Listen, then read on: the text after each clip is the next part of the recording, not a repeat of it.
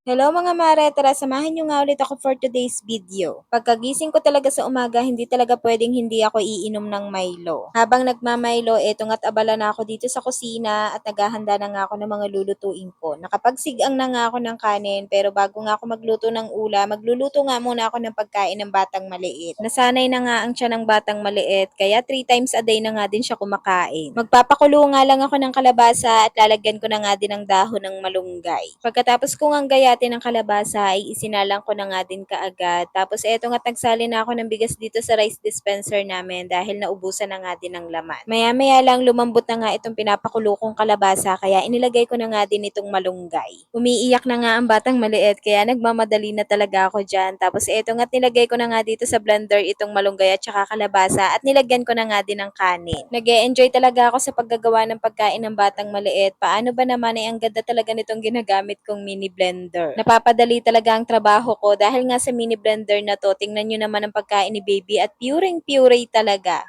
Kaya kung may baby ka din at kumakain na din ng baby mo, nako, try mo na din itong mini blender na to. Hindi ka na talaga mahihirapan dito. Eto nga ang pagkain na ginagawa ko para kay baby ay maghapon na nga niya tong pagkain. At eto talaga ang gustong gusto ko, yung nauubos ni baby ang pagkain niya. At eto nga't sinisipon na naman tong batang maliit, kaya nagbababad nga ako nitong baby bath soak para nga ihalo sa panligo niya. Nung masubukan ko nga tong baby bath soak na to, grabe, napakalaki talagang tulong nito lalo na kapag inuubo at sinisipon si baby. Nung una kasi kapag sinisipon at inuubo si baby, ang nilalagay ko sa panligo niya ay kalamansi. Pero nung madiscover ko nga itong baby bath soak na to from Higger Baby, eto na ang ginagamit ko dahil laking tulong talaga nito. Hindi naman sa unang gamit mo mawawala ka agad ang ubot sipon ni baby. Nakakatulong lang to sa pagtulog ni baby para makatulog siya ng maayos kahit na may ubot sipon siya at makahinga siya ng maayos. Dahil kapag may sipon si baby, hindi talaga sila makatulog ng maayos dahil bukod sa hindi sila makahinga ng maayos, hindi talaga sila komportable. Kaya bago pa lumala ang ubot sipon ng batang maliit, ay inaagapan ko na talaga kaagad. Hindi lang dito sa aking batang maliit, ginagamit ko nga din to sa aking toddler kapag inuubot sinisipon siya. Pero disclaimer lang po ha, ugaliin nyo pa rin palagi na magpa-check up at magpa-consult sa inyong mga pedya kapag may problema si baby. Dahil ito namang si baby bath soak, hindi naman siya gamot sa ubot sipon, nakakatulong lang talaga siya kapag may ubot sipon si baby. Dahil na din siguro sa essence nito, pero 100%